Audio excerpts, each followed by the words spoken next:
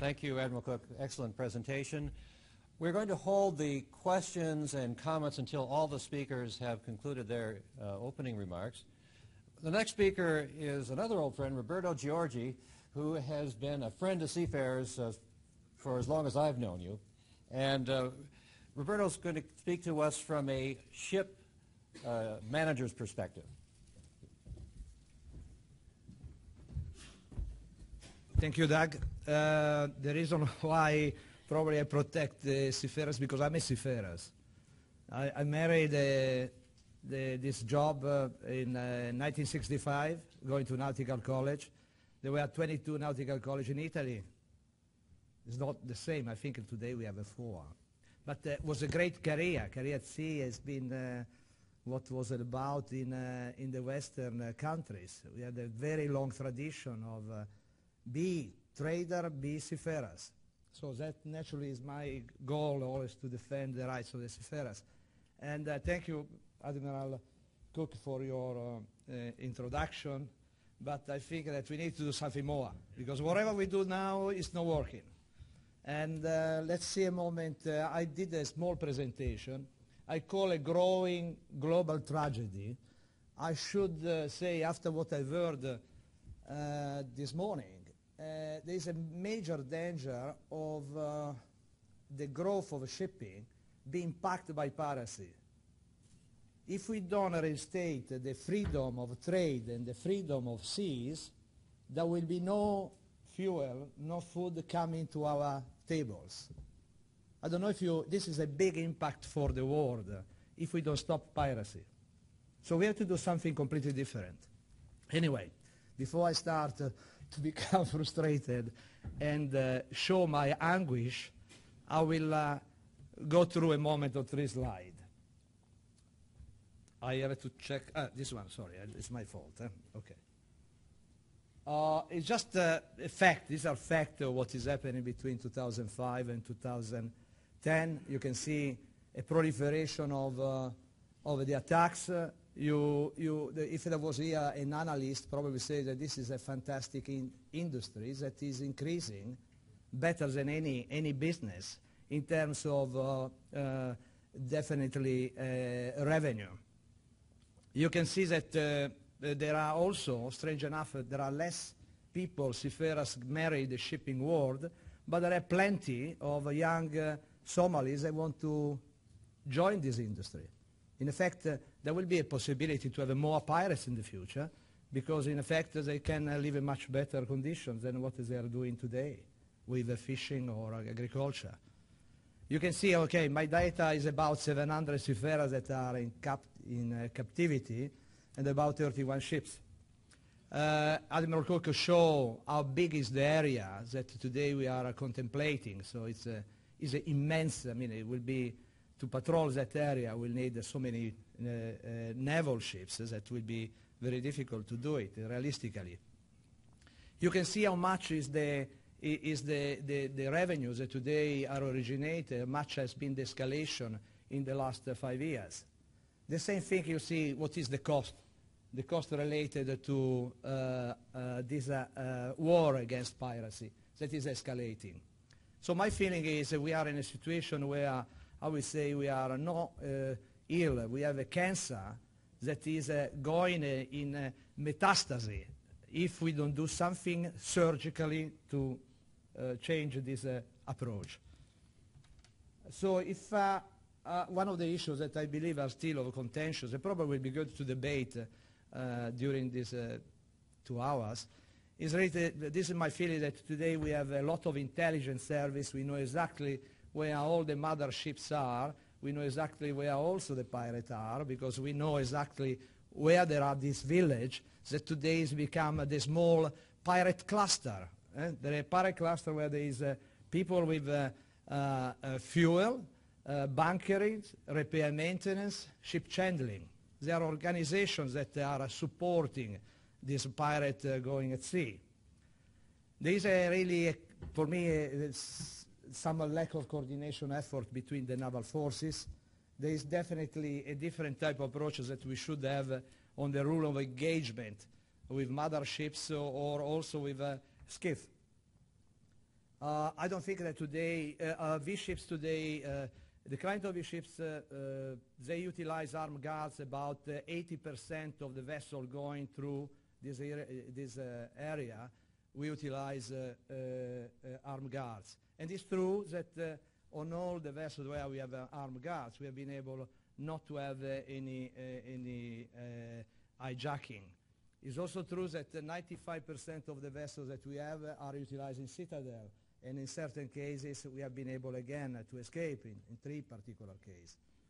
But I think that is not enough, because still the seas is not free, is under perils, and any seafarer that is going in that area probably will fear to be hijacked. I think that just recently you saw that there is a possibility for an embargo of a seafarer going to Indian Ocean. Is a reality. Is no just remember what happened with the Bay Spirit. The Bay Spirit, we have been able to obtain the guy released from jail because we are going to boycott all the South Korean vessels going in any ports with the help of the ITF, local stevedoras in India. So I think against a threat you have to go against another threat. Now, just this is something that I believe is really strong in your heart, Doug.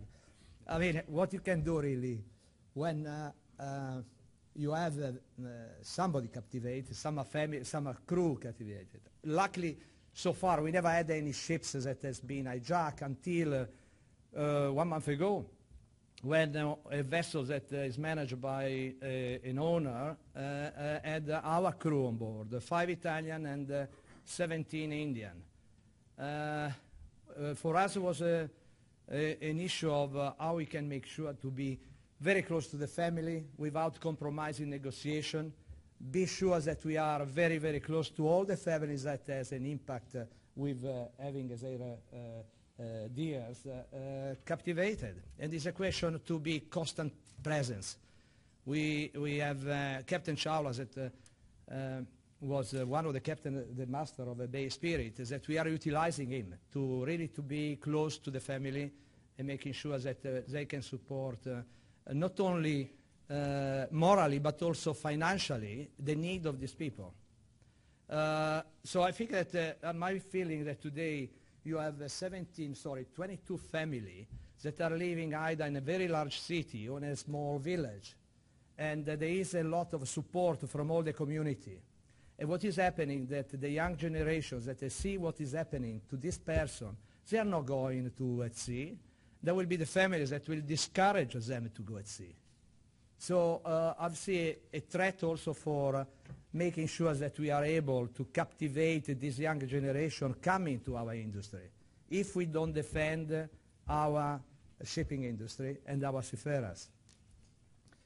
On this one, I said it's some remedies. I believe there is, like in only two particular case, we have 100% alignment between all the trade association, the ITF, all the important community, all the various lobby, where they believe that something has to be done in a cohesive, aligned approach. My point is, like, if you have crime against humanity, you have a well-defined way to go against these people.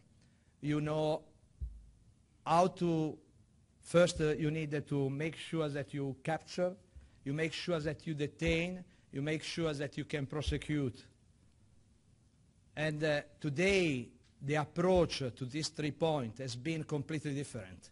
You have certain countries that they take the pirates, they disarm the pirates, then they give food and water, they leave to go. So the approach must be one. You must have one entity, one court that is able to prosecute and condemn these pirates.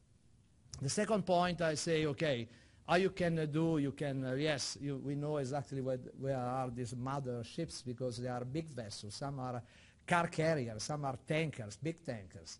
So we know exactly where they are. So you could have also very close navy be close to the mother ships and try to make sure that no skiff can get out. But I think that much better if we could have a United Nations Coast Guard patrolling the Puntland. And I think it's something that can be done. Naturally, Somalia has no oil, and naturally the interest on Somalia probably has not so much priority. But if the day for 1 or 2 days we stop the trade in Indian Ocean, it means that oil will not come out from the Arabian Gulf. And that moment probably the priority will be established again. So, please. Just, I have no Johnny Depp, but I have this one. Bad. Everybody knows things are bad. It's a depression. Everybody's out of work or scared of losing their job. The dollar buys a nickel's worth. Banks are going bust. Shopkeepers keep a gun under the counter. Punks are running wild in the street, and there's nobody anywhere who seems to know what to do, and there's no end to it. We know the air is unfit to breathe, and our food is unfit to eat. We sit watching our TVs while some local newscaster tells us that today we had 15 homicides and 63 violent crimes, as if that's the way it's supposed to be. We know things are bad, worse than bad. They're crazy. It's like everything everywhere is going crazy, so we don't go out anymore. We sit in the house, and slowly the world we're living in is getting smaller, and all we say is, please, at least leave us alone in our living rooms. Let me have my toaster and my TV and my steel-belted radios, and I won't say anything. Just leave us alone. Well, I'm not going to leave you alone. I want you to get mad. I don't want you to protest. I don't want you to riot. I don't want you to write to your congressman because I wouldn't know what to tell you to write. I don't know what to do about the depression and the inflation and the Russians and the crime in the street. All I know is that first, you've got to get mad. You've got to say, I'm a human being. God damn it. My life has value. So, I want you to get up now. I want all of you to get up out of your chairs. Get out. I want you to get up right now and go to the window, open it, and stick your head out and yell, I'm as mad as hell, and I'm not going to take this anymore! Okay. Thank you.